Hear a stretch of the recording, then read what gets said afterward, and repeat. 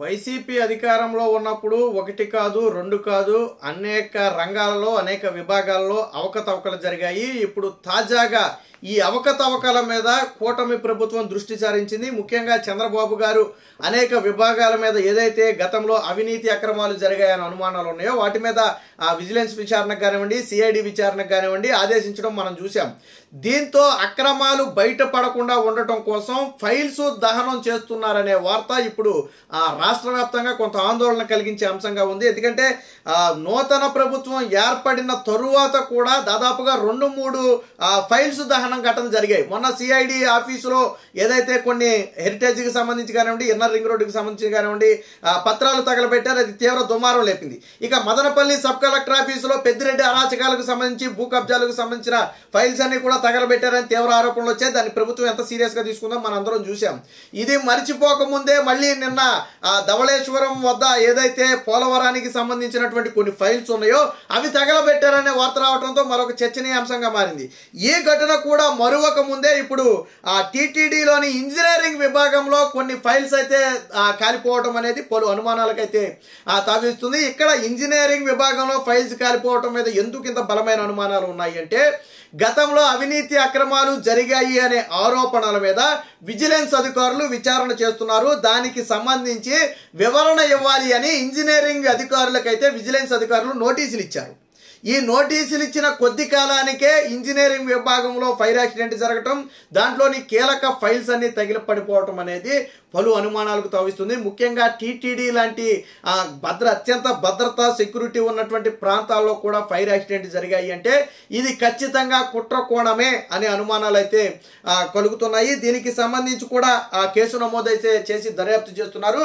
ఇప్పటికీ కూడా కొంతమంది వైసీపీ తొత్తులు కొన్ని ఆఫీసుల్లో ఉండి ఏమన్నా ఇలాంటి కార్యక్రమాలకు పాల్పడుతున్నారా, లేదా ఇలాంటి పనులు చేసే వారికి సహాయ సహకారాలు అందిస్తున్నారా అనే అనుమానాలు అయితే చాలా బలంగా ఉన్నాయి.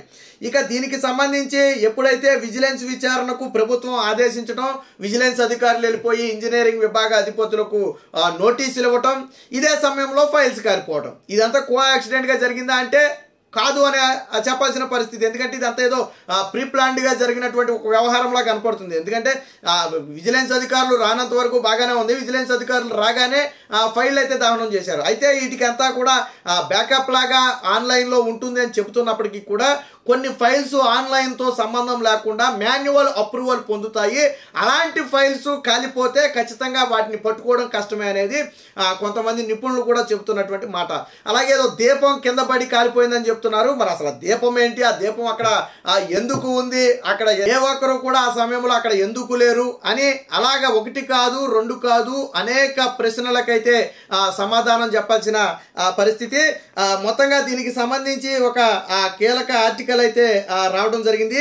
తీతీదే ఇంజనీరింగ్ విభాగంలో కాలిన దస్త్రాలు, కుట్ర కోణంపై అనుమానాలు, కేసు నమోదు. టీటీడీ ప్రధాన పరిపాలనా భవనంలోని డిఈఈ కార్యాలయంలో అగ్ని ప్రమాదం అయితే అనుమానాలకు తావిస్తుంది. అక్రమాలపై, వాస్తవానికి టీటీడీలో జరిగిన అక్రమాలపై ప్రభుత్వం విచారణకు ఆదేశించింది. విజిలెన్స్ అధికారులు ఇంజనీరింగ్ విభాగం అధికారులకు నోటీసులు ఇచ్చి వివరణ కోరారు. ఇలాంటి పరిస్థితుల్లో అగ్ని ప్రమాదం, దస్త్రాలు దహనం కావడం అనేది చర్చనీయాంశంగా మారింది. వైసీపీ హయాంలో రహదారులు, ఇంజనీరింగ్ పనుల పేరుతో పెద్ద ఎత్తున నిధులు పక్కదారి పట్టిస్తున్నారనే ఆరోపణలు ఉన్నాయి. వీటన్నిటి మీద కూడా విజిలెన్స్ విచారణకు ప్రభుత్వం ఆదేశించింది. సో ప్రధానంగా ఏంటంటే రహదారులు అలాగే ఇతర ఇంజనీరింగ్ పనులు ఏవైతే వైసీపీ 5 ఏళ్ల పాలనలో జరిగాయో దాంట్లో అనేక అవినీతి అక్రమాలు జరిగాయి అనేది ప్రధానంగా వచ్చినటువంటి కంప్లైంట్. మరి అది అవునా కాదా అనేది తెలియాలంటే ఖచ్చితంగా విజిలెన్స్ విచారణ చేయాలా. విజిలెన్స్ విచారణ చేయాలంటే దానికి ప్రధానంగా ఎవరు సమాధానం ఇవ్వాలి అంటే ఇంజనీరింగ్ అధికారులు సమాధానం ఇవ్వాలి. ఎందుకంటే అప్రూవల్స్ ఇచ్చేది కానివ్వండి, ప్లాన్లు మొత్తం దాన్ని ప్రాజెక్ట్ ఓకే చేసేది కానివ్వండి, మొత్తం వాళ్ళే పర్యవేక్షించేది కానివ్వండి, మొత్తం వాళ్ళే. కాబట్టి ముందు వాళ్ళని విచారిస్తేనే దీంట్లో కుట్రకోణం ఉందా లేదా అనేది తెలుస్తుంది. సో విచారణకు రావాలని చెప్పి వారికి నోటీసులు ఇచ్చారు. ఎప్పుడైతే నోటీసులు ఇచ్చారో ఇచ్చిన కొద్ది రోజులకే ఈ ఫైర్ యాక్సిడెంట్ అనేది జరగటం అనేది ఇప్పుడు పలు అనుమానాలకైతే తావిస్తుంది. వాస్తవానికి ఏదైతే తిరుపతిలోని టీటీడీ పరిపాలనా భవనం మొదటి అంతస్తు 5వ నెంబర్ గదిలో డిప్యూటీ ఎగ్జిక్యూటివ్ ఇంజనీరింగ్ విభాగం కొనసాగుతుంది. ఇక్కడ బైపాస్ సర్కిల్ పరిధిలోని నారాయణవనం, నాగులాపురంతో పాటు 13 ఆలయాలకు సంబంధించినటువంటి దస్త్రాలన్నీ కూడా ఇప్పుడు ఫైర్ యాక్సిడెంట్ జరిగినటువంటి కార్యాలయంలో అయితే ఉంటాయి. మధ్యాహ్నం డిఈఈ భాస్కర్ కార్యాలయానికి భోజన విరామ సమయంలో సిబ్బంది తలుపులు మూసేశారు. ఉద్యోగి పక్క గదిలో అయితే భోజనం చేస్తున్న సమయంలో పొగ రావడంతో గమనించి అధికారులకు సమాచారం ఇస్తే వెంటనే ఇటు విద్యుత్ శాఖ అధికారులు కానివ్వండి, ఫైర్ డిపార్ట్మెంట్ వాళ్ళు కానివ్వండి వచ్చి వెంటనే మంటలను అయితే అదుపు చేశారు. బట్ ఆ సమయానికే చాలా ఫైల్స్ అయితే దహనం అయిపోయాయి. కొన్ని దాదాపుగా 90%కు పైగా దహనం అయిపోయాయి అనేది ప్రధానంగా. బట్ వీటికి ఈ లింకప్ ఉంది అంటే మొత్తంగా ఈ ఫైలింగ్ అనేది అన్ని దస్త్రాలకు ఉంది అని చెబుతున్నారు. కానీ ఇక్కడ విషయం ఏంటంటే ఈ ఫైలింగ్ ఉంటే ఉండొచ్చు, బట్ కొన్ని పత్రాలకు ఈ ఫైలింగ్ తో సంబంధం లేకుండా మాన్యువల్ గా కొన్ని ప్రాజెక్టులు అప్రూవల్ చేసే అవకాశం ఉంటుంది. సో అలాంటి వాటికి సంబంధించి ఫైల్స్ ఏదైనా ఖాళీ ఉంటే అవి ఈ ఫైలింగ్ లో ఉండవు కాబట్టి అవి దొరకవు. మిగతావన్నీ కాలిపోయినా ఈ ఫైలింగ్ లో ఉంటే దొరకవచ్చు. బట్ మాన్యువల్ అప్రూవల్ చేసి ఈ ఫైలింగ్ తో సంబంధం లేని ఫైల్స్ కొన్ని ఉంటాయి. అన్నిటికీ ఈ ఫైలింగ్ చేయరు, కొన్నిటికి ఈ ఫైలింగ్ అనేది ఉండదు. మాన్యువల్ అప్రూవల్ తో కొన్ని నడుస్తాయి. అలాంటివి దహనం చేస్తే మాత్రం బయటికి రావు. బట్ ఆల్రెడీ అవినీతి జరిగిందని ఆరోపణలు వచ్చి విజిలెన్స్ విచారణకు ఆదేశించిన తరువాత ఈ యాక్సిడెంట్ జరగటం అనేది, అందులోనూ టీటీడీలో ఎంత సెక్యూరిటీ ఉంటుంది, అందులోనూ టీటీడీ పరిపాలన భవనంలోని ఈ ఫైర్ యాక్సిడెంట్ జరిగింది కూడా. సో అక్కడ ఎంత సెక్యూరిటీ ఉంటుంది, ఎంత మంది ఉంటారు, అసలు లోనికి ఎవరైనా వెళ్ళారా, మరి సీసీ కెమెరాలు ఏమైనా పనిచేస్తున్నాయా అనే దాని మీద ఇంకైతే లేదు.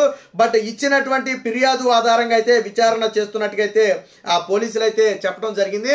ఒకవేళ కుట్ర కోణం ఏదైనా దాగి ఉండుంటే దీని మీద చాలా కఠిన చర్యలు తీసుకోవాలి. ఎందుకంటే ఒకే రోజు అటు పోలవరానికి సంబంధించినటువంటి పత్రాలు ధవళేశ్వరం వద్ద కాలిపోవడం కానివ్వండి, అలాగే టీటీడీలో ఒక గదిలో ఫైర్ యాక్సిడెంట్ జరిగి అక్కడ కొన్ని పత్రాలు కాలిపోవడం కానివ్వండి, ఇవన్నీ కూడా కొంత అనుమానాలకైతే తావిస్తున్నాయి. అది కూడా నూతన ప్రభుత్వం ఏర్పడిన తర్వాత ఇలాంటి ఫైర్ యాక్సిడెంట్లు జరగడం అనేది ఇంకా పలు అనుమానాలకు తావిస్తుంది.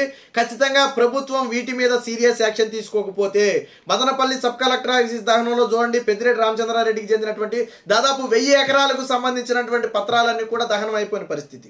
సో దానికి సంబంధించిన ఆధారాలు ఏమి కూడా ఇప్పటి వరకు కూడా దొరకల.